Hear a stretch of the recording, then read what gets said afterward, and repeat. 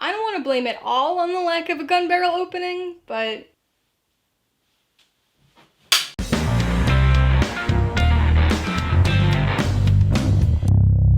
hey everybody, welcome to Mainely Movies. Today we're going to be continuing my 007 review series with the 22nd James Bond film, 2008's Quantum of Solace. If you're new here, please consider subscribing for a variety of movie-related content like reviews, ranked lists, and trailer reactions. All my reviews include a breakdown of the pros and cons, my rating, and some tailored film recommendations, so be sure to watch through to the end of this video for all of that extra content. Quantum of Solace stars Daniel Craig, Olga Kurylenko, and Mathieu Amalric, and was directed by Marc Forster. Following the events of Casino Royale, it tells the story of James Bond as he seeks revenge and stumbles upon the mysterious evil Quantum organization. By action movie standards, Quantum of Solace is pretty good. By Bond film standards, it's decent. But as a follow-up to Casino Royale, it's ultimately an underwhelming experience. I actually enjoyed this movie a decent amount when I saw it in theaters, but that was before I became more well-versed in the Bond franchise as a whole. As a blockbuster action film, it gets the job done, and I can still see why I enjoyed it so much at the time. And truth be told, I still get enjoyment out of this movie. It's just a little disappointing as a successor to Casino Royale. But without its predecessor, it truly wouldn't have much to stand on, narratively speaking. The drop in quality between Casino Royale and Quantum of Solace is honestly kind of baffling to me.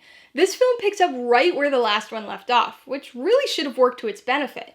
We had the emotion and the energy coming off of the end of Casino Royale, not to mention a mystery for Bond to solve and the setup for a quest for him to go on. But unfortunately, this movie doesn't really capitalize on much of that. We do get a few revelatory pieces of information, but this movie largely feels like filler in the grander Craig-era Bond story arc.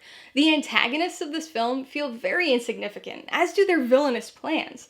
The plot gets a bit dull at times, and it's the promise of the endgame that keeps it mildly interesting.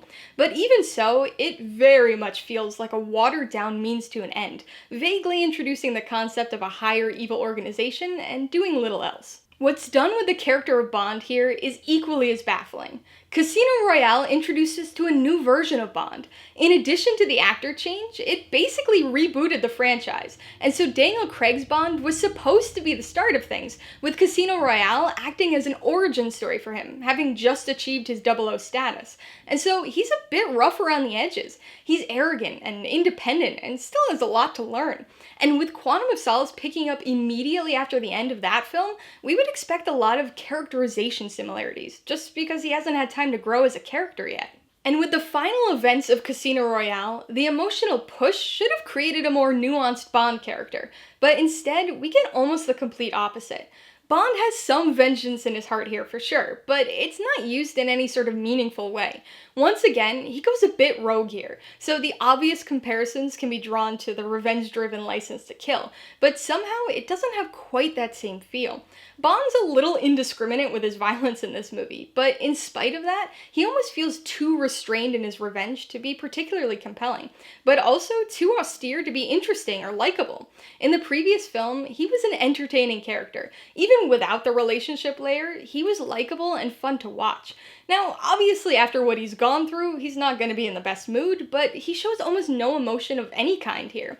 The Quantum of Solace isn't zero, but it's not particularly high here either, and Bond feels more like a franchise necessity than anything else. In an attempt to make up for some of the story and character thinness, this film is absolutely littered with action sequences.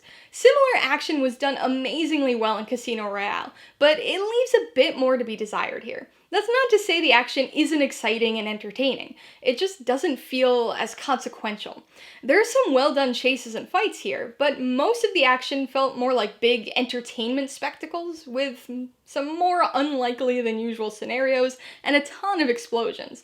Gone was the authenticity and sense of improvisation on the part of Bond, instead replaced by infuriatingly quick cuts and mediocre editing. By the way, I gotta admit that I was actually a little distraught over the lack of a gun barrel sequence at the start of this movie. It's such a staple and seems like an unwise thing to change, especially after incorporating it so nicely in Casino Royale. It definitely starts Quantum of Solace off on a sour, un-Bond note for me, which no doubt always influences my mood a bit going into this one. I'm glad that they stuck it in somewhere, but it really belongs at the beginning of the movie. There are just some things you don't mess with.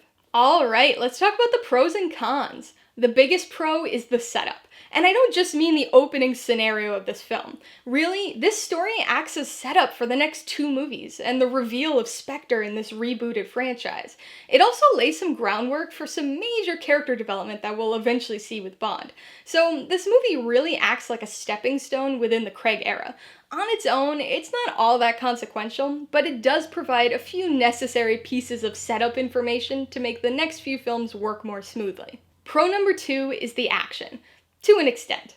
I don't think the action here is nearly as good as what we saw in Casino Royale, but there are still some really good sequences.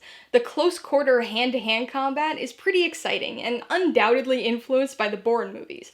And the other action sequences are entertaining. I just wish they weren't played so much as spectacles and that they used some longer takes. On the con side, the biggest issue is Bond's characterization.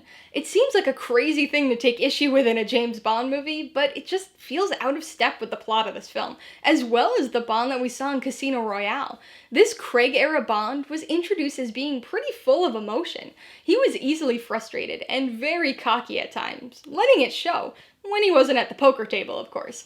Here, other than a couple instances of him sadly drinking some martinis, he comes across as very emotionless and deadpan. I guess you could argue that it's just his way of dealing with things, and that his violent actions speak louder than words or facial expressions, but he just feels like a very different character here. The second con is the villain. Dominic Green certainly isn't the worst Bond villain we've had, but he and his evil plan just feel very insignificant. Part of that comes from the fact that he's not exactly the most interesting character, but I think another big contributing factor is this film's focus. Again, this movie comes across as mostly filler, with a few important pieces of setup information. So anything not directly connected to that information ends up feeling secondary and pretty inconsequential. So Green's just a character to keep us occupied while we get bits and pieces of important information.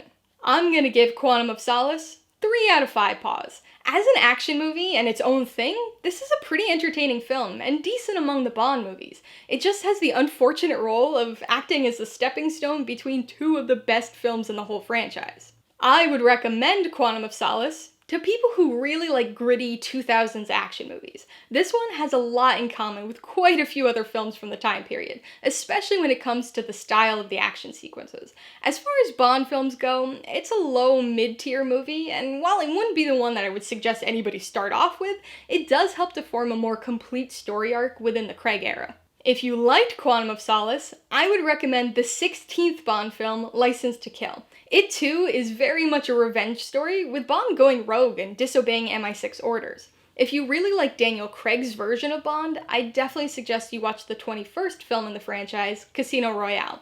Not only does it give us a good sense of the characterization of this iteration of Bond, but it also sets some things in motion that have their payoff later on in the Craig era. And if you want another good gritty spy movie and really like the rooftop chase in this film, you might want to check out The Bourne Ultimatum. It's the 3rd film in the Bourne franchise and definitely served as a bit of a stylistic inspiration for some of the hand-to-hand combat scenes here.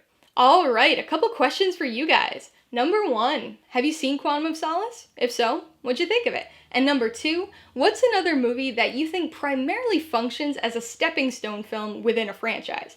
Be sure to leave your answers in the comments below so we can get a discussion going. Alright, so if you got some enjoyment, insight, or information out of this review, I'd appreciate it if you'd hit that like button. And if you haven't done so already, please hit subscribe while you're at it to see more videos like this. Till next time, this has been Alyssa with Mainely Movies, the way life should be.